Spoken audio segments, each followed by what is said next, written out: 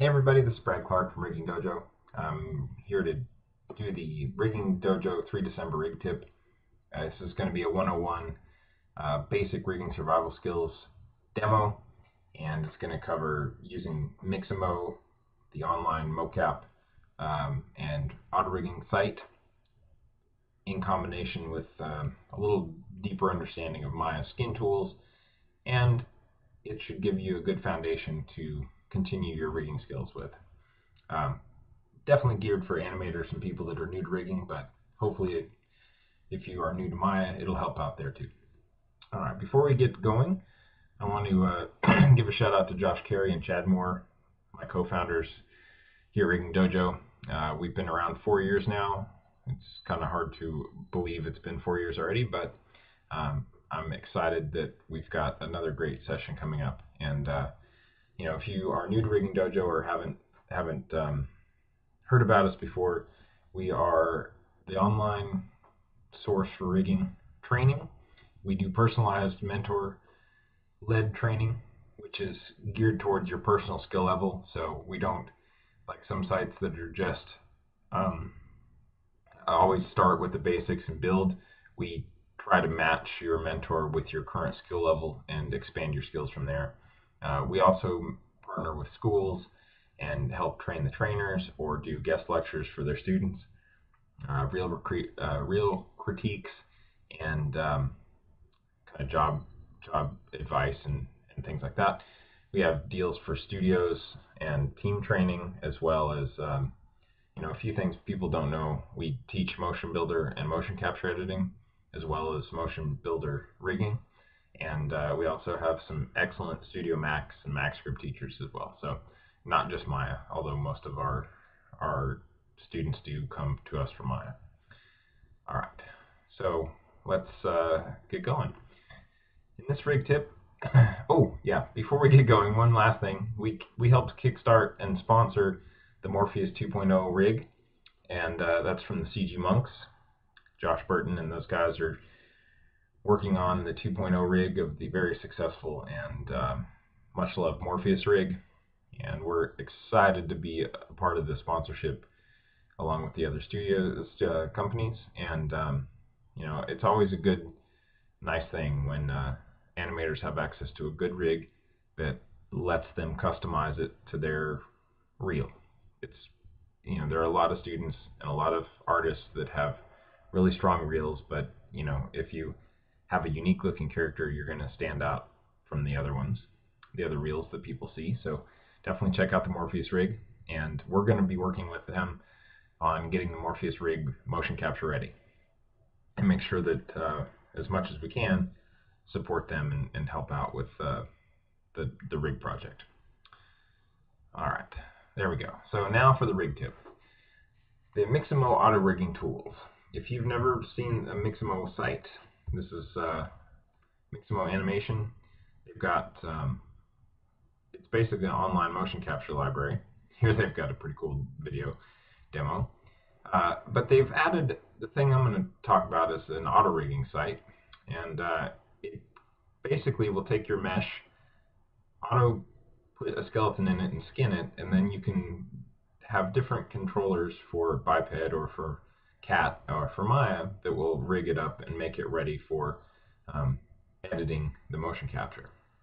Now this is far from perfect. Even they still have the beta sign on it, but it's a great way to iterate quickly and to if you're not at all experienced with motion capture or rigging, it's a good gentle introduction to it without having to invest a lot of upfront time and information and frustration, frankly.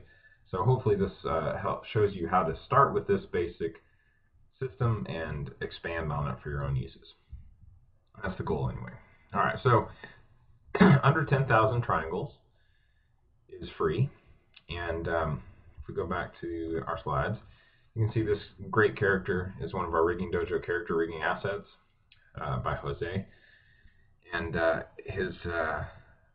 he makes some really cool characters. If you haven't checked out his site, he's got a Vimeo site and everything, and he generously donated this character for our students.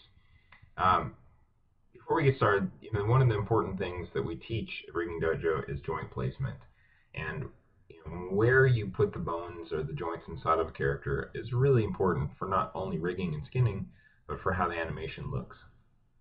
When you're dealing with motion capture, um, you want to have a realistic skeleton, but if you have a cartoony character like this guy, and he's got long feet and he's got all these accessories, it can be difficult to kind of figure out where to put stuff.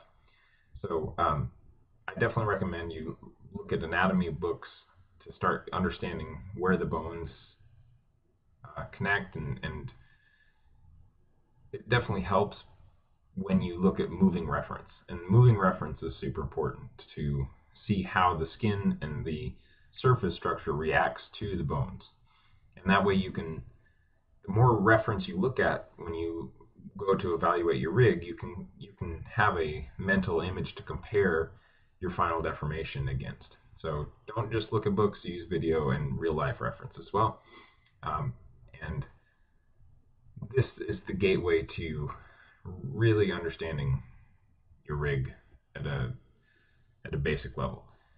What we're going to do today is, and you'll see the Mixamo site gives you basic joint placement options, and then it uses some cool coding to try to figure out where they put the bones. It's not exactly built for these kind of cartoony proportion characters, and you'll see where it's errors, but I'll show you how to fix that.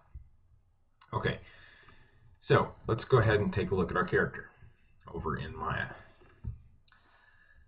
So here is my reduced mesh. I've taken that character and cleaned it up, ready to go for Mixamo. And I've done two things. I took the character and I poly reduced him so that he's under the combined triangle count, under 10,000 polys. And then I've gone in and removed anything from the high-res mesh that would cause confusion for the auto rigger, including hair and shoulder pads and all these extra details. Okay, this it definitely doesn't know how to rig a ponytail. Okay, you want just a core basic biped. So I've got a 4 Mixamo, and I've used Maya's polygon reduction. And a couple tips with this: if you turn it on, obviously percentage based, you're going to adjust this as needed to get under the 10,000 poly limit for the free auto rig download. Compactness is set to 1, and you want triangulation turned on and keep original vertices turned on. And using these settings, I found work the best for not only reducing the polys and keeping the shape of my character. I'm not losing much detail there, but keep original vertices. Make sure that poly reduction doesn't cause your fingers to just disappear into nothing. Without it turned on, as you reduce polys, the fingers you'll just get a stump of a hand, which is not good for rigging. We want those fingers in there for the auto rigger. Okay, so, and again, if you're new to Maya, I used mesh reduce with the character mesh picked. And the 2 body parts is fine. Mixamo doesn't care how many parts your mesh is made up of. I did hide the eyeballs, though. I really just have 2 pieces of geometry. So now you export that out to FBX and upload it to their website. And here you can see the screen I had on the website. You basically upload it, you place the joints, and it's rigged. So here's the auto rigger UI, and they've got a demo character on the side to show you where to place things. You can turn on use symmetry, and then you place the wrists and elbows and knees. And I do wish that they had a little more control over where you place things, but you do want to be careful when you're placing things like elbows. And again, this is where Mixamo is really nice, because you can try this out, go preview the character with animation on him after he's been rigged, and see if the bone placement's okay. In this case, you can see the bicep ends here in the model, and I've placed the joint just to where before the bicep fades off into the lower arm, and that's pretty accurate to where the elbow is in real life. A lot of times I find people place the elbow joint either too high or too low, and they don't understand that the bicep actually does pass slightly over the elbow location and then connects down to the forearm. So just kind of watch out for placing that correctly. And then with the wrist, I run it a little bit higher in the model, just so that when the wrist bends down, if you bend your wrist down, um, this surface area will hold up and not fold in as much as the bottom. And let's go back to exercise. Okay, so with that in mind, you then hit preview. And what's again really cool is the preview lets you choose different animations, and then it'll play back on that. Um, you can also display the skeleton so you can see exactly how Miimo drew the bones. Here it auto-rigged the fingers, and the shoulders and everything are actually holding up pretty well. Here you can see that I've got a good arm muscle crease because of where I placed the elbow. And Miimo handled the skinning, and then you preview it, and when you finish, you get an FBX file with the skeleton and the mesh downloaded back, already rigged. Then you want to grab the control rig script. If you're using Maya, and you can see it builds a regular animations rig. So if we go back over to Maya,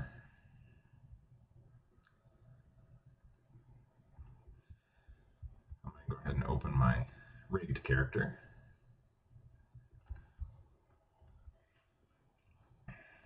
And in this particular case, I have loaded both my rigged character and get the outliner up. I've got my high-res mesh as well. Because what we're going to do now is, once we've got the character rigged, we want to fix any skinning problems on this low-res mesh. We're going to copy those weights up to the high-res mesh. Before I do that, I'm going to go ahead and select up to the very top hips node. Select the hierarchy, and I'm going to set the radius of these joints to 0.2. And once you set the radius to the joints, they're not going to ever open up in Maya and be giant again. And that looks like a good size for me. Now, the other thing that we need to do, unrotate this. The other thing we need to do is take a look at a couple notes. Typically, I put the clavicle bones a little closer to the actual surface, and that way, as you deform the mesh, the chest doesn't fold in as much. So, you can go ahead and definitely edit these after the fact, but this skeleton is the best fit. And again, if you're just starting out, you don't want to mess with the joint placement any at all, you can just leave it. I am going to show you a quick tool to fix the feet though, because here you can see that because he's got a giant big toe, Miimo placed this as the big part of his foot, but we don't want the ankle folded in. We want the foot to be straight. So what we can do, but you have two choices. One, you can move the entire mesh over, but then our high-res mesh isn't going to work. Or we can simply unparent the toe, hit Shift-P to unparent, and then I'm going to go in under Animation, Skin, Edit Smooth Skin, and we're going to use the Move Skin Joints tool. Alright, so now we can go down here to Joint Orient, and I'm going to set the Y to 0. And that, you can see now, is pointing straight down the foot. And we can reparent that and do the same thing to the other side. Set this to 0, and we'll reparent. Okay, so that way when the auto rigger runs, we're going to have a joint, an ankle joint that is facing the correct way.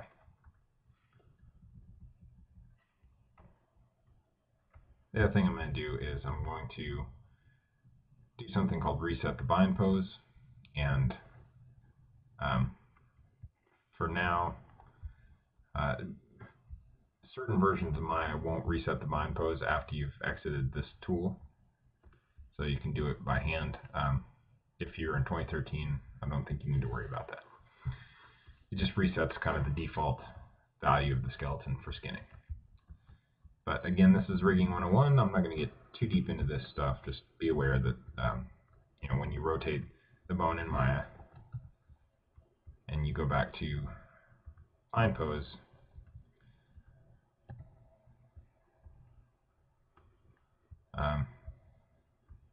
this has got multiple bind poses, so never mind.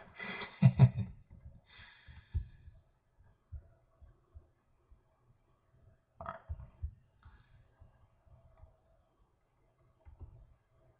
Let's go a little more technical. If I turn off show DAG objects only, you can find there are 2 bind poses in here. You can delete them. Delete the second one, and then run a mel command to um, update the pose. Sometimes Maya complains about trying to get back to the bind pose.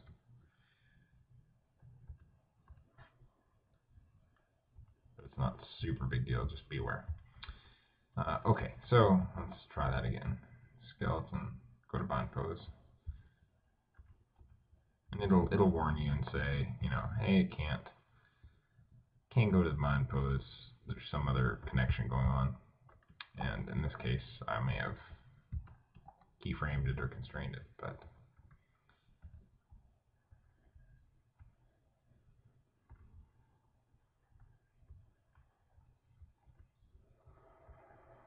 there we go. It just wasn't reset correctly.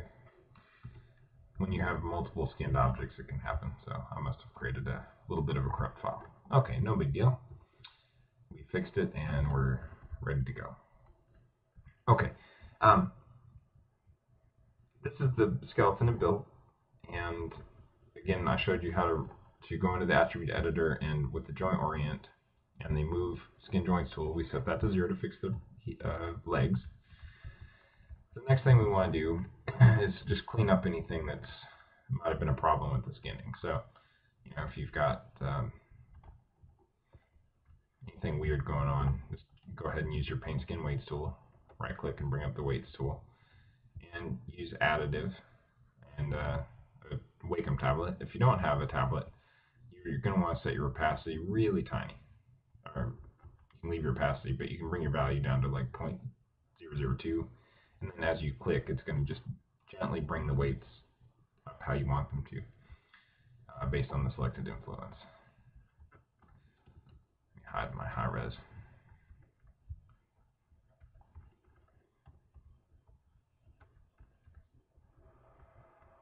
So here I can select the bicep and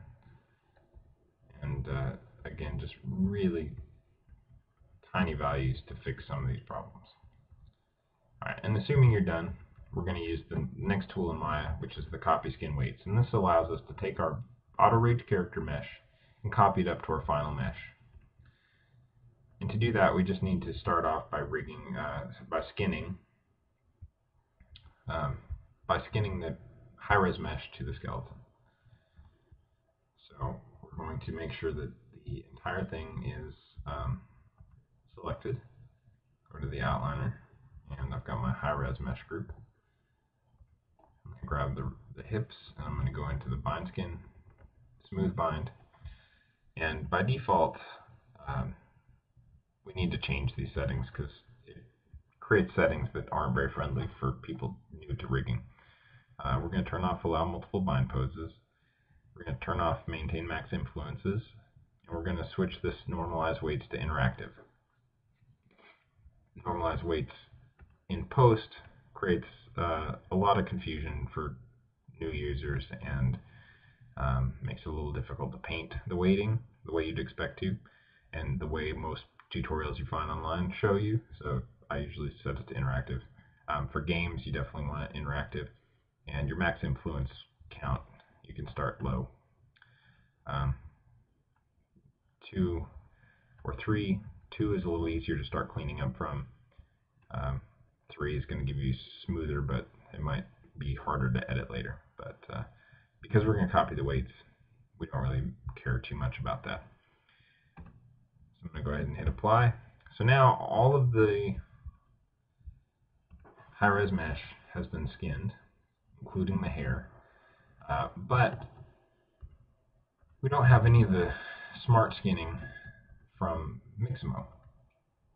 So what we're going to do is we're going to go back in our outliner, and we're going to use the copy skin weights tool. So I'm going to go ahead and use, and this concept of copying from a low res mesh to a high res mesh is used all over the industry. So this is a good introduction to it.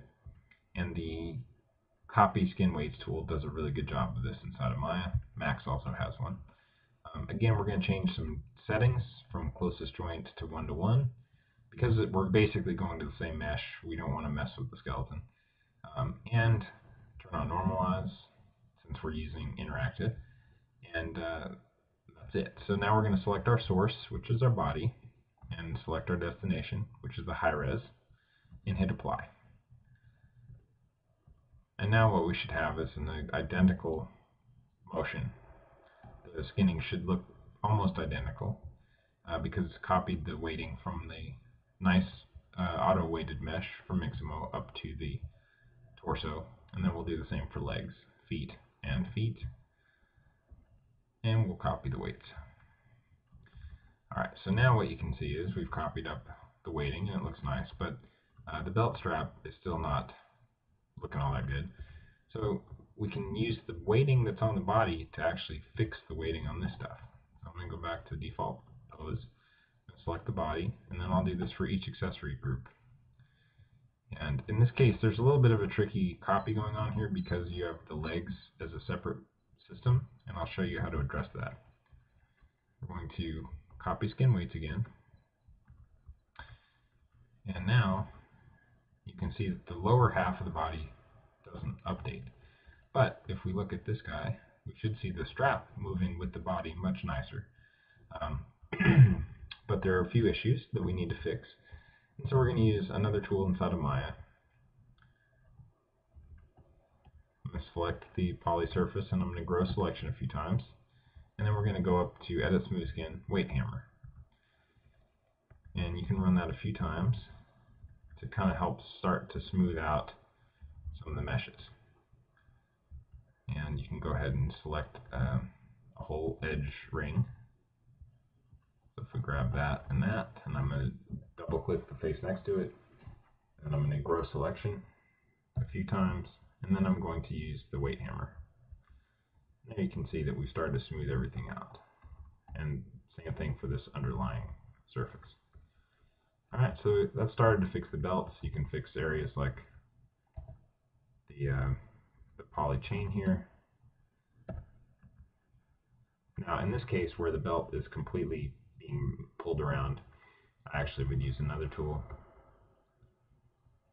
I'll select that vertex and I'll go up to skin and we'll use copy vertex weight, and then I'll go ahead and grab the entire face and hit paste. And now we've basically taken the weighting off of the vertex we want and applied it to all the verts on this belt buckle, and now we've got a hard belt buckle mesh. And same thing with this other hard metal piece here. I'm going to paste vertex weights so that the belt clip and the little peg there that holds the belt, I don't know what that's called, now deform at the same time. And then you can copy the same values over to the part of the belt there. And you can just keep using that.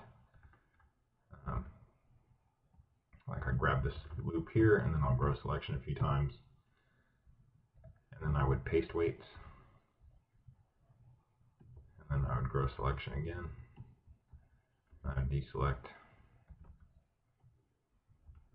Actually, it's easier to grab the faces over here at the borders, and then you weight hammer those to blend it out. And now you've got the belt locked in position, and that's being held in place. And then the rest of the belt is free to deform a little bit. So that's how I would fix something like that. And we'll go back here. Okay, so let's the other tricky area on this guy. Let's go to bind pose. The other tricky area is the fact that we lost the pants. And copy weights can be used for selected as well. So we just need to, I'm going to hide my low res now because we're done with it. And take the pants, and I'm going to grab the upper part of the skirt. I'm going to select in face mode. I'm going to grab it, and then I'm going to convert to vertices.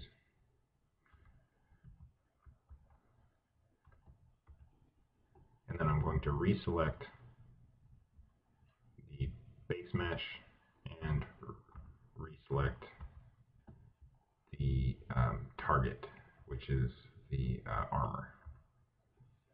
So again, we've got, because copy weights needs a source and a target, and we don't want to copy weights to everything, I'm going to go ahead and select this and this, and go to face on this object. I'm going to go to convert to verts. So now both of these are selected, but the objects aren't selected anymore. So now I'm going to control click the feet to select the feet, and then I'm going to control click the armor as my target. And because we're using vertices, that's going to filter the selection of the skin weights tool. So now I'm going to copy skin weights, and if that worked, we can see that now the lower pants have copied the weighting just to this part of the armor, but it hasn't affected the rest of the waist. And that's still, now we've got our weighting finished. And now we're ready to run the AutoRig script and load in mocap. So I'm going to go back to bind pose. And I've downloaded the script and opened it in the script editor in the Python tab. I'm going to execute it. And it brings up this nice handy tool. And so now we can hit rig character. And it's going to tell you that there's other things named in the scene the same, and it just simply does not like to have any other duplicate names. In this current version anyway, I'm sure it'll get fixed, but because the original mesh low res, there's a couple things that are identically named. So I'm going to get rid of the source mesh.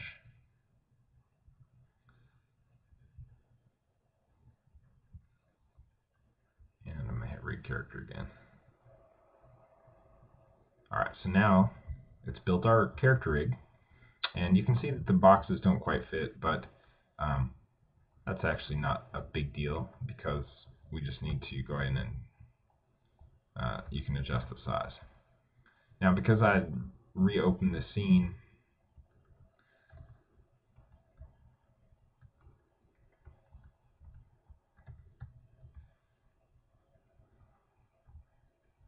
you can see that it auto-oriented the foot control to the foot, even though we changed the orientation of the bind joint. So I'm going to go to bind joint and turn that layer on. Yeah, so it still used this target to orient the foot, which is not a big deal because the foot control can be edited. Again, it's just a rig node, and this is going to be a little more tricky if you're new to rigging. But we can go down here into this rig control node. And here's the control object, and here's the reorient group. And this comes to the next part of our section. So a lot of times, going beyond the auto rig, and this is something that comes up over and over again, where a lot of students I meet and people I talk to about rigging, they are comfortable running a rigging script, but then when they have to fix something because something's gone wrong, they get stuck. And what we need to do is go in and actually change this rig by going through and editing it and breaking it out, and in this case fix the orient of these feet. Well, this takes a little bit of exploring, and because it's an auto rig, it's okay to explore and break things, because if you really mess it up, you can just rerun the rig, and it's not a big deal. If you go in and try to orient this orient group, here you can see this is the top node for this entire foot rig, and by default, its rotation node here is locked. So I'm going to unlock these attributes, and if I rotate this, it's going to rotate the foot, and I'll show you why, because this foot joint has an orientation constraint on it. and it's being controlled by the rest of the foot rig. So what we want to do is, well, actually I need to make sure that that's correct. Yeah, IK left foot. Left IK ankle control, and this should be called left IK ankle control. Okay, so for the orientation constraint, there's a way to fix this, and in this case, I'm going to go into this this foot node, the reorient group, and I'm going to rotate it so that it points straight. So we'll go to a top view, and this is pretty crude, pretty elementary fixing. I'm not going to be super careful. I just want it to be facing forward. So this reorient group is what we're using to aim it forward. I'll go to a side view, and as soon as it's lined up, that'll be facing forward. Okay, so now we've got it oriented correctly, and because we've used their own built-in orient group, our control is still 0, and the foot will all work just as expected. The only thing we have to do now is update this orientation constraint that's on the bone. So I've got the bind foot, and I go in and I look at the constraint that we turned off. And there was an orient constraint there. Let me find it again.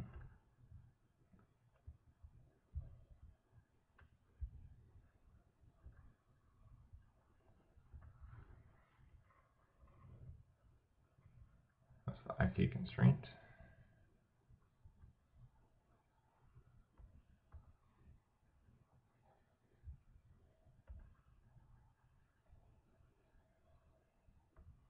IK orient constraint. Here we go. All right, so, excuse me. Again, the constraint has been moved, but our foot is now offset facing forward. Now, this isn't a big deal if you want the toe to be lined up that way and you fix the foot control. That's no big deal. But what we want to do is we can basically go back in and offset this. So if I take this and turn it off, let's see if that was the correct. Oh, that's the IK constraint. Sorry, one more second.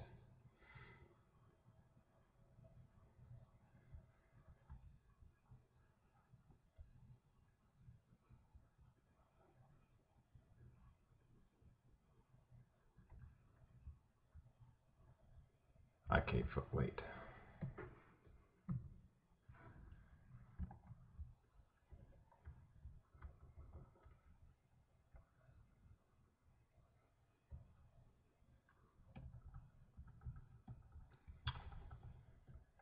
Yeah, and this is where it becomes fun, because then you need to go in and figure out which constraint is actually controlling the bind foot. And so if we find that guy, you can see that there's a left foot IKFK constraint. So you can select it and go to the outliner, and you can filter for it and grab the foot and its constraint, and you can now offset it. So we could basically offset back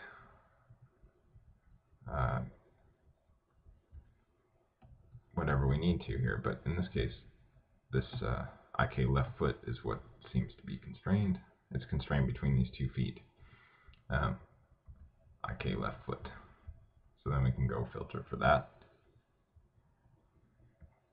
IK left foot. IK.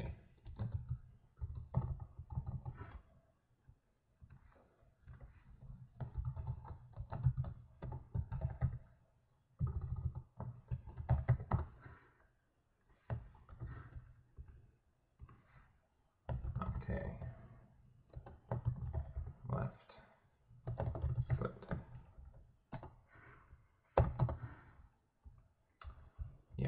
not sure where that thing is, so let me see if I can find it in here. They did a pretty good job of separating out the controls. So if you go to the IK control foot group, in here there's a bind joint, and then there's controls. So here are all the controls in a nice organized hierarchy. And then you've got the joint group, and there's a bind, and then there's anim data group. So if we go into the anim data,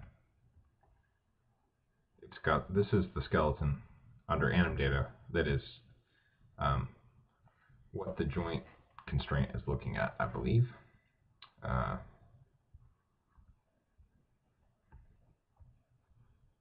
might be a rig in here, so let's take a look anyway. Left.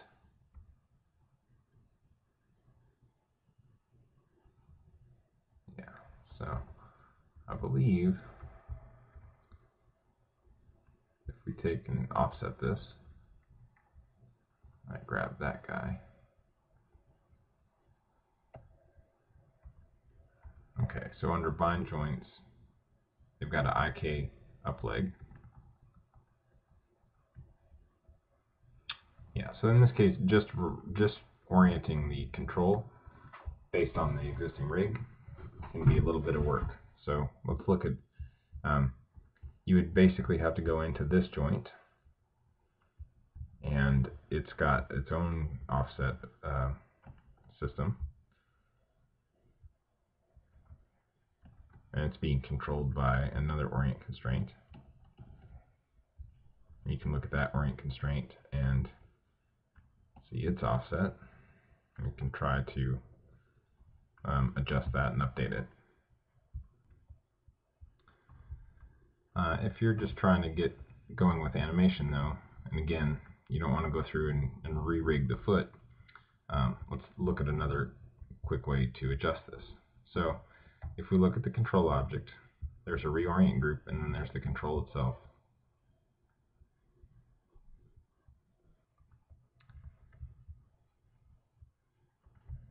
Alright, the other way is to just simply grab the foot control and group it one more time for yourself.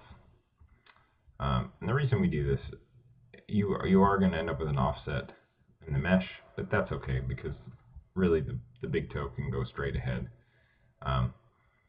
We want to be able to animate in world space and not have an extra offset to worry about. So we're going to just rotate this mesh, this new group, without having to unlock anything.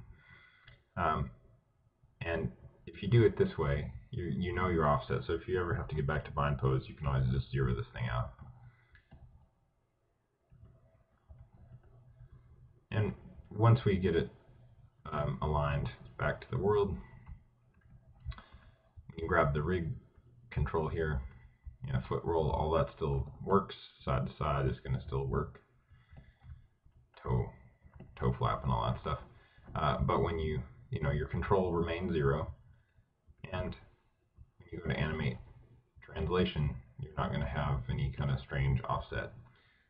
You can move forward with just one value.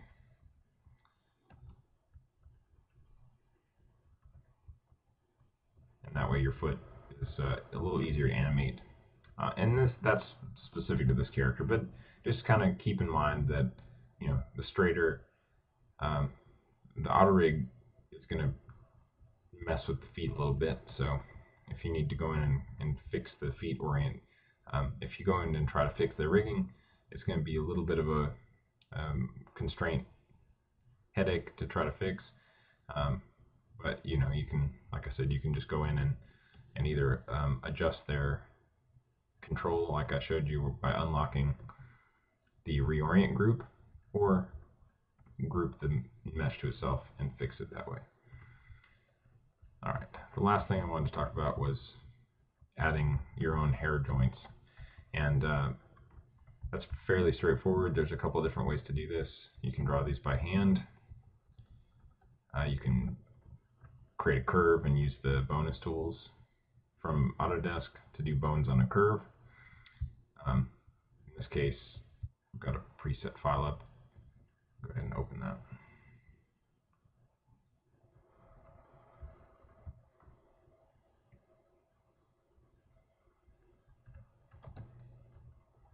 Okay, so I used the bones on curve, and then I used the CG Monks rigging TD tools and their control maker to create a circle for all the selected joints, and I told it to group it to itself and also parent them so that it made a nice set of FK controls down the hair so I can move it.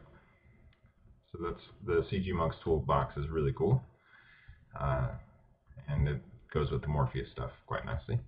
The other thing I did was I added the hair joints to the skin, and you want to make sure when you add your rigging that you try to follow along with their existing rig nodes. And I parented it directly to the existing bind joints, and I labeled them bind hair.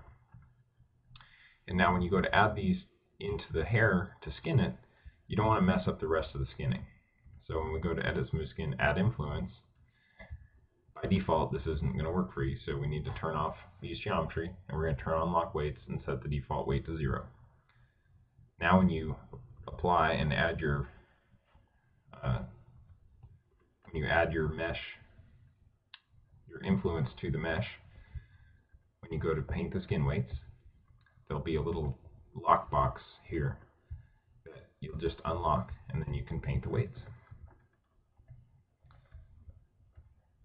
All right. And yeah, so after you add, for example, all the hair joints, they'll come in locked. And the reason that they're locked is because it's not changing any weights. They come in at 0, and then you just unlock them and paint. And that'll make it much easier not to lose the existing weighting that we've done. Now, if you don't want to rig it for hand animation, you can use the bonus tools, animation, make joints dynamic. And this will actually set up a rig that will do dynamic curves using either my hair or end cloth, and it allow you to drive it based on the spline IK. So you can kind of set up an existing rig just with the bonus tools. And there you have it. That's hopefully a little bit better overview, and gives you some things to look into and to practice with when you're starting out with your rigging. And the nice thing is you can iterate much faster when you've got a starting point like this, and you can explore the rig and try to fix things yourself without having to worry about breaking all your hard work or starting over. And within half an hour of time, you're at a point where you can start playing with the tools and exploring, and it'll be on your character that you wanted to use for your project. So thank you very much. Again, I'm Brad Clark from Rigging Dojo, and we're on the web at Facebook/Rigging Dojo. We're on Twitter and Pinterest and Vimeo. We've got a ton of rigging tips on Vimeo and are pretty active, so please check us out.